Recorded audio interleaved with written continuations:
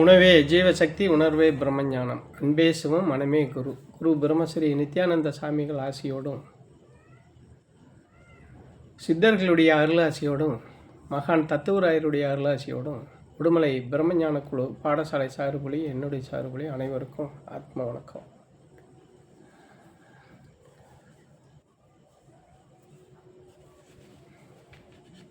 மனிதனுக்கு அறிவு இருக்கு, ஆனால் ஞானம்ங்கிறது இல்லை. அந்த ஞானம்ங்கிறது தேடித்தான் அடைய வேண்டியது இருக்கு. ஏன்னா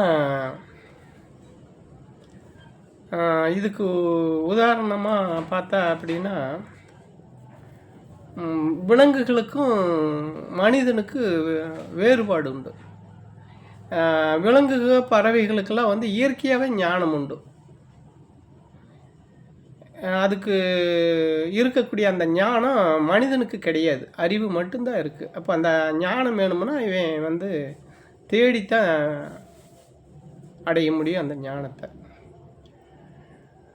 அப்போது அந்த மாதிரி பார்த்தா அப்படின்னா, ஏன் இதை சொல்கிறேன்னா, எந்த பறவையுமே குரோதம், அடுத்தவன் சொத்து மேலே ஆசை, அடுத்தவங்களுடைய உழைப்பில் நம்ம வாடுறது, அடுத்தவனுடைய குடியை கெடுக்கிறது, இப்படிங்கிற இந்த ஒரு ஈனத்தனமான செயல்கள் எல்லாமே இந்த மனிதங்கிட்ட இருக்குது. ஆனால் இந்த மாதிரி விஷயங்கள்லாம் பறவைகள்கிட்டையோ விலங்குகள்கிட்டையோ இல்லை. அப்போ இதுக்கு ஞானம் அப்படின்னா, ஒரு கதை நான் பெரியவங்க சொல்லி கேட்டிருக்கிறேன், படிச்சும் இருக்கேன். அந்த கதையை சொல்கிறதுக்கு, ஏன்னா அந்த பறவைகளுக்கு இருக்கக்கூடிய அந்த ஞானம், ஒரு வேடன் ஒரு பறவையை பிடிச்சிட்றான். அப்போ பிடிச்சோன்னா அந்த பறவை அந்த வேடங்கிட்ட கெஞ்சுது, அதாவது என்னை விட்டுடு அப்படின்னு. அப்படி விட்ட அப்படின்னு சொன்னால் உனக்கு ஒரு 3 அறிவுரை சொல்கிறேன் அப்படின்னு சொல்லி அது சொல்லுது. அப்போ அந்த வேடை அதுக்கு ஒத்துக்கிறான். ஆனால் ஒரு கண்டிஷனு, நீ 3 அறிவுரை நான் சொல்லணுன்னா நீ முதல்ல என்னோடய கால்கட்டை அவுத்து விடணும். அதுக்கடுத்து கால்கட்டை அவுத்து விட்டோடனே முதல் அறிவுரை. அதுக்கடுத்து நான் மரத்தில் போய் பறந்து உட்காந்ததுக்கு பின்னாடி 2வது அறிவுரை. அப்புறம் நான் பறந்ததுக்கு பின்னாடி உனக்கு 3வது அறிவுரை அப்படின்னு. அதுக்கு அந்த வேடன் ஒத்துக்கிறான். அப்போது கட்டை அவுத்து விட்டுறான்.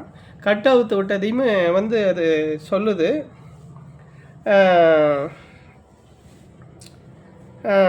என்ன சொல்லுது அப்படின்னா, இதுக்கு முன்னாடி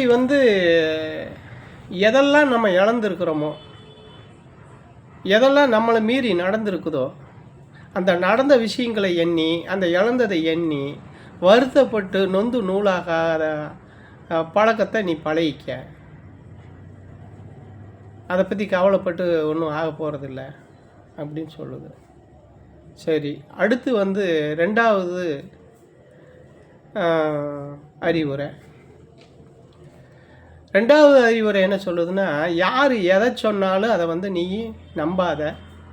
உன்னோட பகுத்தறிவை வச்சு, உன்னோட அறிவை வச்சு அதை பகுத்து பார்த்து எது இது உண்மையா பொய்யாங்கிறத நீ நிர்ணயம் பண்ணு அப்படின்னு சொல்லுது. சொல்லிட்டு சொல்லதோடு சொல்லுது, என்ன சொல்லுதுன்னா, அட பாவி, நீ இப்படி ஏமாந்து என்னை பறக்க விட்டுட்டியே. என்னோடய வயிற்றுக்குள்ளே 2 பெரிய வைரம், விலையுறந்த வைரம் இருக்குது. என் வயிற்றை கிழிச்சிருந்தா உனக்கு உபயோகமாக இருக்குது, இப்படி ஏமாந்து விட்டுட்டியே அப்படின்னு சொல்லுது. அப்போ அவனுக்கு மனம் கெட்டு போகுது. அந்த நேரத்தில், அடடா இப்படி ஏமாந்துட்டமே, சரி அப்படின்னு சொல்லி புலம்பிட்டு கொஞ்சம் நேரம் புலம்பிட்டு, சரி 3வது அறிவுரைவாக சொல்லு, முயற்சி பண்ணுறேன் அப்படின்னு. அப்போது அது சொன்ன உடனே நான் உன்னை விட்டது தப்புத்தேன், நீ 3வது இதை சொல்லு அப்படி. அப்போது அதுக்கு அந்த பறவை சொல்லுது, கொஞ்ச நேரத்துக்கு முன்னாடி தான் இழந்ததை பற்றி, நடந்ததை பற்றி நீ நொந்து போகாத, அதை பற்றி கவலைப்பட்டு உனக்கு எந்த விதமான இது ஆக போகிறதில்ல, நடந்தது நடந்தது தான், இனிமேல் நடக்க போகிறத பற்றி சிந்திச்சுக்கோ அப்படின்னு சொன்னேன்.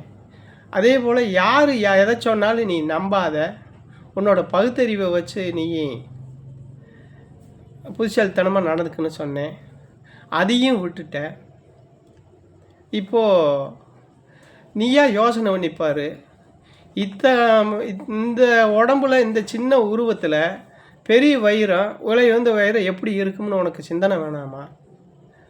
அப்போது நான் முதல்ல சொன்ன எதையுமே வந்து நீ செய்யாமல் விட்டதுனால இந்த 3வது இது வந்து நான் சொல்லி உனக்கு அது உபயோகமாகாது அப்படின்னு சொல்லிட்டு அது பறந்து போயிடுச்சு.